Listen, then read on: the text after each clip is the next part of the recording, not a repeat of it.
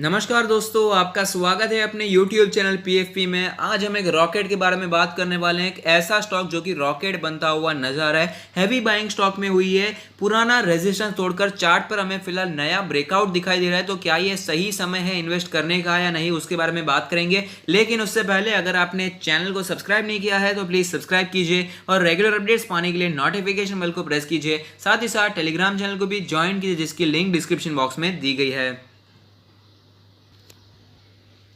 जिस स्टॉक के बारे में हम बात करने वाले हैं वो है महिंद्रा एंड महिंद्रा M&M के बारे में बात करेंगे। यहाँ पर 10% के आसपास की आज हमें तेजी देखने को मिली है। ऐसा क्यों हुआ है उसे भी जानने की कोशिश करते हैं। तो कंपनी ने कहा है कि वो एक न्यू ट्रैक्टर सीरीज जो कि नाम है K2 एक्सक्लूसिवली मैन्युफैक्चर करेगी जहीराबाद फैसिलिटी इन तेलंगाना में, जो कि इंक्रीमेंटल इन्वेस्टमेंट ऑफ 100 करोड़ करने वाली है और डबल एम्प्लॉयमेंट हो जाएगा इन द प्लान बाय 2024। तो जैसे कि मैंने आपको पहले भी कई बार बताया है, महिंद्रा एंड महिंद्रा में हमें जो फिलहाल तेजी देखने को मिल रही है, मार्च में जो क्रैश देखने को मिला था 250 के आसपास का लो बना था, उसके बाद ये फिलहाल 700 के आसपास ट्रेड कर रहा है। इसके पीछे का एक रीजन है, जो मेन रीजन है वो है इसका ट्रैक्टर का बिजनेस, फार्म इक्विपमेंट सेक्टर का business. Mahindra farm equipment sector के अलावा कमर्शियल में भी कामकाज करती है, पैसेंजर व्हीकल में भी कामकाज करती है, लेकिन रूरल डिमांड काफी बढ़ती हुई नजर आ रही है, जिसके कारण हमें स्टॉक ऊपर जाता हुआ नजर आता है। तो मेन रीजन ट्रैक्टर है और अगर कंपनी ट्रैक्टर के बिजनेस में आगे बढ़ना चाहती है, इंप्रूवमेंट करना चाहती है, तो ऑफकोर्स इन्वेस्टर्स के लिए बहुत ही अच्छी बात है, जिसके कारण हमें स्टॉक बहुत ही ज्यादा ऊपर जाता हुआ नजर आता है। जो न्यू K2 सीरीज होने वाली है, Mahindra's most ambitious lightweight tractor programme होने वाला है। It has four platforms and the company will introduce 37 models in various horsepower ratings for domestic and as well as international markets including the US, Japan, south east Asia, M and M said in regulatory filing. तो ऐसा नहीं है सिर्फ India में कामकाज कर रही है, US, Japan, south east Asia में भी कामकाज करने का पूरा प्रोग्राम दिखाई दे रहा है। इंटरनेशनल मार्केट में भी K2 सीरीज को दिखाने वाले हैं। और जो ये K2 सीरीज जो नई ट्रैक्टर सीरीज डेवलप होती नजर आएगी, वो कोलैबोरेशन है between the engineering teams from Mitsubishi Mahindra Agricultural Machinery of Japan and Mahindra Research Valley India।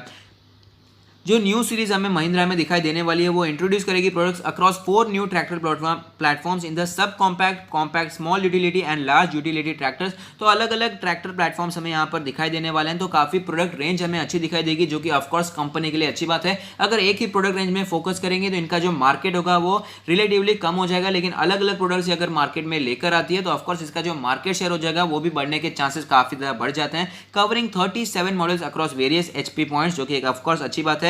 M&M Executive Director Automotive Farm Equipment Sector Mr. Rajesh said that K2 series project is focused on diversity and scalability to meet the varied expectation and different regional requirements of customers and markets across the world। तो ऐसा नहीं है कि सिर्फ और सिर्फ एक ही market पर फोकस कर रहे हैं, जो भी एक्सपेक्टेशन रीजनल मार्केट की है उसे भी पूरी कोशिश करने वाले हैं कि उसे भी पूरा किया जाए, और साथ ही साथ इंटरनेशनल मार्केट की भी जो एक्सपेक्टेशन होती है उसे भी पूरा करने की यहाँ पर कोशिश की जा रही है। तो इसी के कारण स्टॉक में काफी तेजी भी हमें देखने को मिली और फ्रेश ब्रेकआउट भी देखने को मिला, जिसके बारे में आगे चर्चा करने वाले हैं। अब देख पाएंगे महिंद्रा का लास्ट ट्रेड प्राइस है 705 रुपीज, जो कि हमें 10.75% ऊपर दिखाई दिया है। काफी अच्छी तेजी देखने को मिली है। मार्केट कैप 87,000 करोड़ के आसपास का है। डिविडेंड यील्ड है 0.33%। Face value 5 rupees per equity share दिखाई देता है। इंडस्ट्री का पी रेशियो हमें 41.55 दिखाई दे रहा है, लेकिन स्टॉक का पी रेशियो दिखाई नहीं दे रहा है, डैश दिखाई दे रहा है, क्योंकि एक लॉस मेकिंग कंपनी है, प्रॉफिट मेकिंग कंपनी नहीं है। प्राइस टू बुक रेशियो की बात करें तो 2.54 का प्राइस टू बुक रेशियो हमें दिखाई देता है। अगर बात करें आज के डिलीवरी परसेंटेज के बारे में, तो ज्यादा स्ट्रॉन्ग डिलीवरी तो दिखाई नहीं दे रही है, 22.48% की डिलीवरी दिखाई देती है। तो अब चलते हैं चार्ट्स पर, वहां पर कैसी सिचुएशन बनी हुई है उसके बारे में भी बात कर लेते हैं। तो आप देख सकते हैं मार्केट क्रैश में स्टॉक हमें काफी नीचे आता हुआ नजर आता है। 250 के आसपास स्टॉक ने सपोर्ट लिया था और आप देख सकते हैं फिलहाल 700 के आसपास ट्रेड करता हुआ नजर आता है। तो ये ऑलरेडी हमें मल्टी बैग रिटर्न्स बनाकर दे चुका है। अगर बात करें वॉल्यूम्स के बारे में, तो आप देख पाएंगे आज हैवी बाइंग होती हुई नजर आ रही है। जनरली अगर बात करें कोविड-19 के लॉकडाउन के समय में वॉल्यूम्स ओवरऑल मार्केट में ही काफी बढ़ चुके थे, नए ट्रेडर्स काफी आ चुके थे, इन्वेस्टर्स काफी आ चुके थे, लेकिन यहाँ पर आप देख पाएंगे क्लियरली हमें पता चलता है कि मार्च में हो गया या फिर बाद में कोविड लॉकडाउन का समय होगा, वहां पर तो वॉल्यूम्स बड़े ही बड़े थे, लेकिन आज जो वॉल्यूम है वो काफी ज्यादा हेवीली इंक्रीज होते हुए नजर आ रहे हैं, जिसके कारण हमें फ्रेश ब्रेकआउट भी देखने को मिला है और 10-11% के आसपास की तेजी भी देखने को मिली है। इंडिकेटर्स के बारे में बात करें तो आप देख पाएंगे मनी फ्लो इंडेक्स का नंबर हाईली ओवरबॉट कैटेगरी में जाता हुआ नजर आता है। 88.77 का नंबर दिखाई दे रहा है। आरएसआई के नंबर के बारे में बात करें तो आरएसआई का नंबर कैलकुलेट होकर आता है 79.95, तो ये भी क्लियरली हाईली ओवरबॉट सिचुएशन में एंटर कर ही चुका है। अगर बात करें इसके एमएससीडी के सिचुएशन के बारे में तो एमएससीडी में जो सिचुएशन दिखाई दे रही है यहाँ पर क्लियरली बुलिश क्रॉसओवर का निर्माण होता हुआ नजर आता है। बॉलिंजर बैंड के बारे में बात करें तो बॉलिंजर बैंड के अपर बैंड को तोड़ ताड़ कर एकदम ऊपर निकल चुका है। अपर बैंड का लेवल है 666 का लेवल, मीडियन है 616 का लेवल, लोअर बैंड है 565 के आसपास का लेवल। पिवट पॉइंट्स के बारे में बात करें तो पिवट लेवल 609 का लेवल है। अगर बात करें पिवट रेजिस्टेंस के बारे में तो तीसरा रेजिस्टेंस दिखाई देता है 730 के आसपास का लेवल। सपोर्ट्स के बारे में बात करें तो 571 का सपोर्ट हमें दिखाई दे रहा है, उससे नीचे जाए तो 548 के लेवल भी दिखाई दे रहे हैं, लेकिन उसके बारे में चर्चा करने की फिलहाल मुझे बिल्कुल भी जरूरत दिखाई नहीं दे रही है।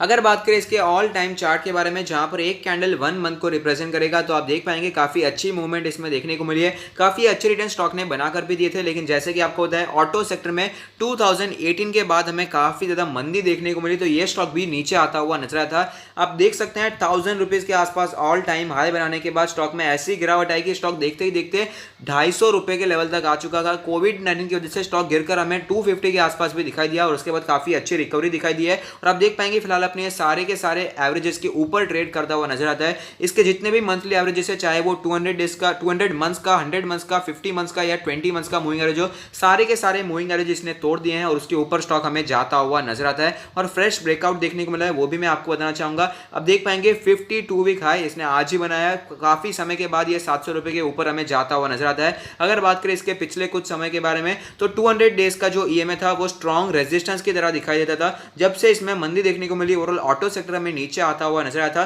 तो 200 डेज का मूविंग एवरेज जैसे स्ट्रॉन्ग रेजिस्टेंस हमें दिखाई दिया। जब भी स्टॉक उसके आसपास जाता था तो वापस गिरावट देखने को मिलती, लेकिन ये लेवल तो कब का टूट ही चुका है और इस लेवल को भी तोड़कर काफी स्टॉक हमें ऊपर जाता हुआ भी नजर आया है। तो यहां पर मैं आपको फिर भी एक ऑल टाइम चार्ट दिखाना चाहूंगा। फ्रेश ब्रेकआउट हमें आज जरूर देखने को मिला है, काफी अच्छी तेजी भी देखने को मिली है, लेकिन नजदीक में ही एक दूसरा रेजिस्टेंस हमें दिखाई दे रहा है जो कि 750 के आसपास का रेजिस्टेंस है। आप देख पाएंगे 700 से करके 750 के आसपास स्टॉक ने कई बार मेजर रेजिस्टेंस फेस किया है, वो भी लंबे समय तक फेस किया है, ऐसा नहीं है 1-2 महीने तक फेस किया है। आप देख पाएंगे 2014 से लेकर 2017 तक इसी लेवल के आसपास स्टॉक ने कई बार रेजिस्टेंस फेस किया है। तो 750 का लेवल जो है, वो जो बैरियर है, वो बड़ा बैरियर हमें फिलहाल दिखाई देता है। चार्ट्स पर तो हमें फिलहाल यही दिखाई दे रहा है। तो ऐसी सिचुएशन में क्या करना चाहिए कि आप पोजीशन करनी चाहिए। अगर आपने पोजीशन बनाकर रखी है तो क्या करें, अगर आपने नीचे पोजीशन बनाकर रखी है, प्रॉफिट में चल रहे हैं, लॉन्ग टर्म के लिए लिया है, तो प्लीज कंटिन्यू होल्डिंग कीजिए। बहुत ही अच्छी कंपनी है। इसके जो आगे के प्लान्स दिखाई दे रहे हैं वो तो पहले भी अच्छे ही थे, लेकिन फिलहाल जो रूरल डिमांड है वो बढ़ती हुई नजर आ रही है। कंपनी तो पहले भी अच्छी थी, इसके प्लान्स भी पहले भी अच्छे थे, लेकिन पहले डिमांड इतनी अच्छी नहीं थी। पहले ओवरऑल ऑटो सेक्टर ही नीचे आ रहा था, लेकिन ऑटो सेक्टर में फिलहाल रिकवरी देखने को मिले। तो ऑफकोर्स आपने अगर लेकर रखा है, प्रॉफिट में चल रहे हैं, तो आपको कंटिन्यू होल्डिंग करना चाहिए। शॉर्ट टर्म के लिए लिया है तो यहां पर आप प्रॉफिट बुकिंग कर लेंगे तो भी कोई प्रॉब्लम मुझे दिखाई नहीं दे रही है, लेकिन मैं आपको बताना चाहूंगा ब्रेकआउट देखने को मिला तो यहां पर तेजी कंटिन्यू रहने के चांसेस बहुत ही ज्यादा मुझे दिखाई देते हैं।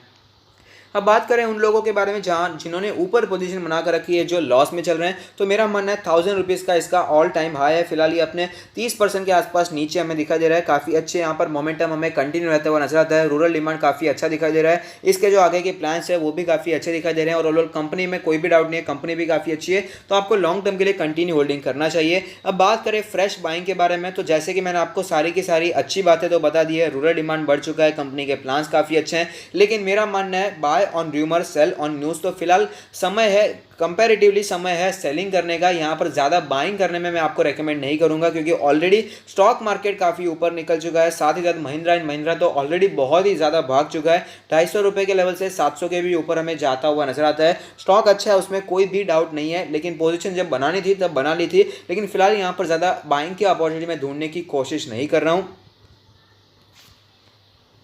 जब तक स्टॉक में कोई सिग्निफिकेंट करेक्शन देखने को नहीं मिल जाता तब तक मैं इसमें ज़्यादा इंटरेस्टेड नहीं हूँ। जब बाइंग करना था तब हमने साथ में कर लिया था, लेकिन फिलहाल मुझे ज़्यादा अपॉर्चुनिटीज़ यहाँ पर दिखाई नहीं दे रही है। स्टॉक ऑफकोर्स लॉन्ग टर्म में ऊपर जा सकता है, लेकिन मेरा मानना है पर्सनली यहाँ पर मैं बाइंग करने से थोड़ा सा वेट करूँगा, थोड़ा सा करेक्शन हो उसके बाद में बाइंग करना चाहूँगा। लेकिन अगर आप बाइंग करना चाहते हैं तो ऑफकोर्स ये आपका पर्सनल डिसीजन है। अगर आप बाइंग करना चाहते हैं तो सपोर्ट्स के बारे में भी मैं आपको बताना चाहूँगा। जैसे कि हमने देखा है ब्रेकआउट देखने को मिला है, तो ब्रेकआउट देखने के बाद जनरली स्टॉक हमें ऊपर जाता हुआ नजर आता है, और अगर गिरावट होती होती भी है तो जो पहले का रेजिस्टेंस होता है वही एज ए सपोर्ट हमें दिखाई देता है। तो जो पहले का लेवल था, पहले का रेजिस्टेंस का लेवल था वो 660 के आसपास का लेवल था। तो अगर आपको स्टॉक कहीं पर भी 650 से करके 680 के आसपास नजर आता है तो यहाँ पर आप बाइंग करने के बारे में सोच सकते हैं। तो अगर आपको ये वीडियो पसंद आता है तो लाइक कीजिए, शेयर कीजिए, कमेंट कीजिए, सब्सक्राइब कीजिए और मुझे मोटिवेट कीजिए। Thank you, stay happy, happy investing.